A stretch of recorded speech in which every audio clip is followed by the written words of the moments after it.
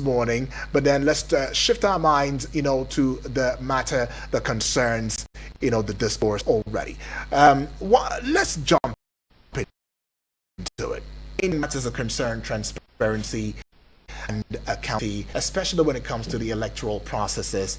And many Nigerians have been asking questions that border around, the open government partnership, that how can we indeed engage the government, and how can the government also engage, the people in view of matters that concern, electoral reforms, accountability mechanisms, electoral transparency and all of that. So put it out now. How do you think that OGP can promote transparency in electoral processes, and what are the benefits of transparent elections? In other words, what OGP mechanisms can enhance electoral transparency and accountability? Okay, thank you for your question. Right. First of all, let me just clarify something on electoral accountability. Okay. So there's this tendency that we think of ability and we just think about citizens holding elected officials to account. But electoral accountability, actually, looking at electoral governance framework and architecture, goes beyond citizens holding elected officials to account. Because fundamentally, elections processes. Okay. They are not events, and they are not just processes. They are one of the most complex and multifaceted process, and that's for many reasons. Okay. But just to say that elections are also collective enterprise. So elections are not a responsibility of one institution. Part of what makes them complicated and less is because of the multiplicity of actors, institutions involved in ensuring that we have elections with integrity, basically. Right. So while you have the EMB as a major electoral governance, electoral process, in terms of conduct and administration of elections, but safeguarding the electoral process, where OGP comes in, involves every other actor. So I'll tell you from, if you people remember, 2023 is the latest general election we had. Exactly. And you remember how it went. After INEC finished the work, then it goes to court. So that's to tell you that the process is not just about INEC, for instance. And for us in practice, we do understand that to make it easy to understand, the process is normally divided into three. Okay. So you have the pre-electoral period, then you have the electoral period, then you have the post-election. Okay. Awesome. So that's for easy understanding and to be able to break down the multiplicity of activities involved. So one of the reasons why it's so complex is the multiplicity of activities. For instance, from INEC documentation of activities that need to take place before an election is held in the election project plan, there are over 2,000 activities. Over 2,000? Yes. Wow. Over 2,000 activities need to take place. So from the pre to the electoral to the post-electoral period. Mind you, the way it's a cycle. So the way what that means is that usually the post-electoral period of a previous election is actually the pre-electoral period of the upcoming election. So all the pre-activities is actually, all the post-activities for 2022 is actually pre-activity for 2027. For instance. Yes. OGP is about promoting inclusiveness, participation, transparency, accountability. And, when you talk about electoral integrity, it's the word that captures or embodies all of those principles. Okay. So an election is trying to, or rather, is assessed to have integrity, for instance, if it had met those, if it has met those principles. So it has been inclusive. Inclusive meaning level playing ground for all parties involved, all of that. No threats, no violence, and all of that. It has been participatory. It has been so there was accountability. So accountability, for us, especially at the electoral, we don't focus on citizens holding elected officials accountable. We're trying to get citizens to start holding institutions responsible for safeguarding electoral integrity responsible. Okay, you might want to say that again, maybe slowly this time, so that the listener can take a grasp.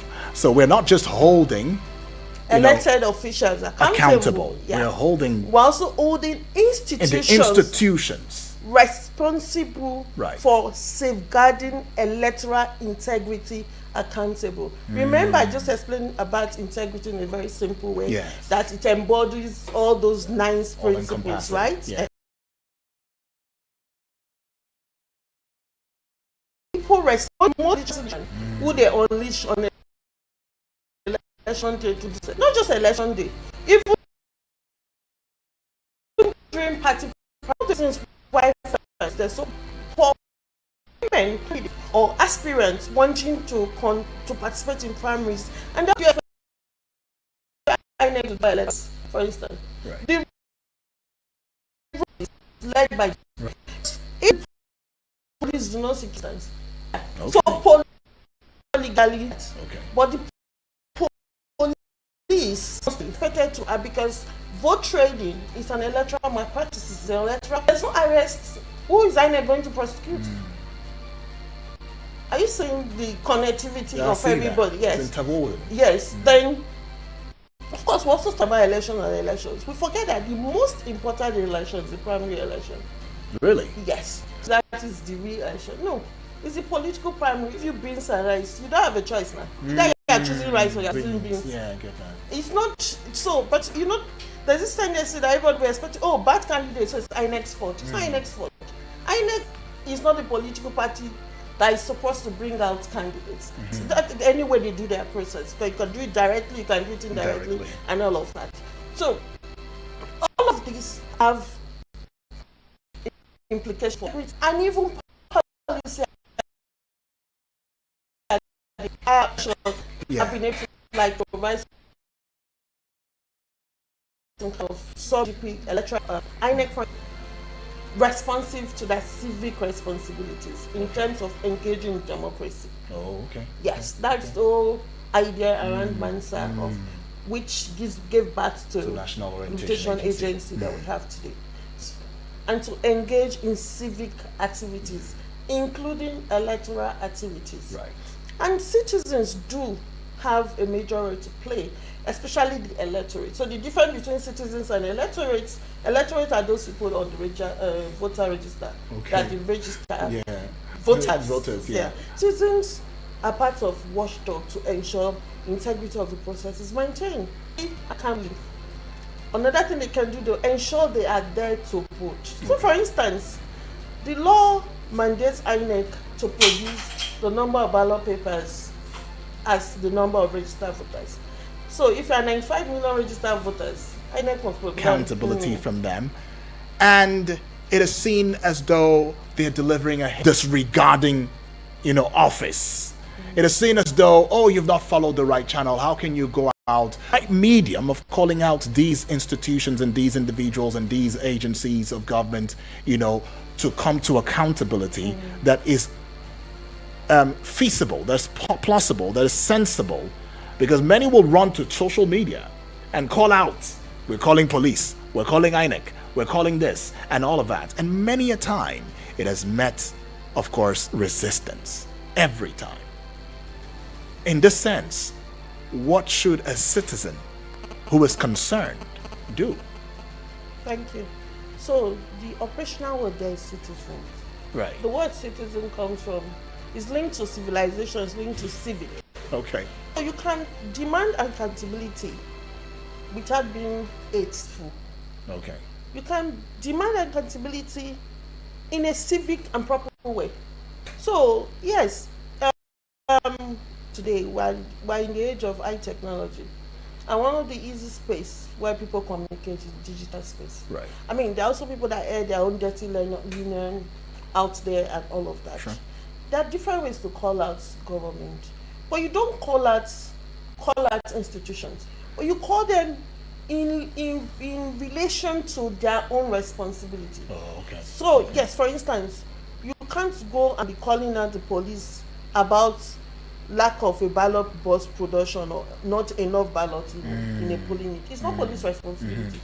But you can let the police know that IGP, security.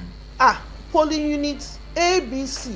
This is what happened. Oh. How come we didn't see you? We thought that we're supposed to have a minimum of 4 security at a polling unit. When we got there, we didn't even see any, for instance. What happened, you know? Or talks came and we didn't see any response from the security. Right. Or we observed vote trading and we didn't. I mean, calmly and nicely, we're all civilized human beings. We're civic people, right? We're practicing civility or whatever you want to call it. So it's not about going to be calling your papa. So there are ways you communicate.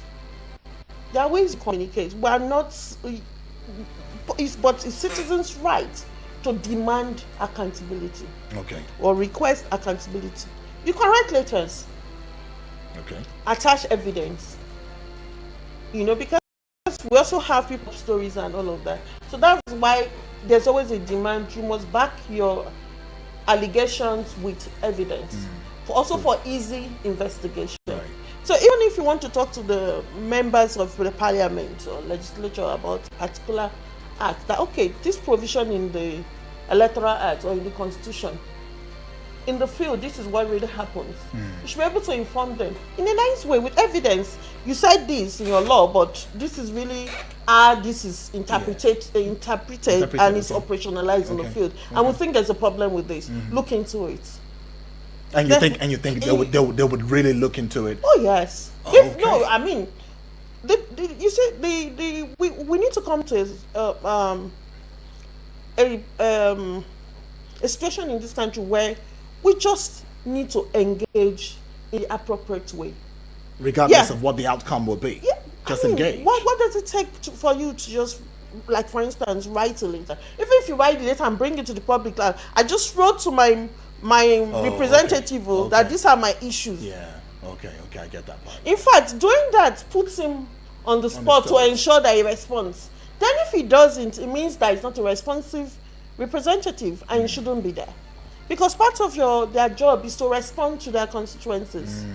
Right? So it's not everything. It's not about abusing people. And it's not about cooking stories. Right. You have to back up your allegations with evidence. Okay, back up your allegations with evidence right there. Well, there's been a clamor. This one's going to be a quick conversation to exhaust most of the discourse. But it's a quick conversation, and I want to believe it's an ongoing process.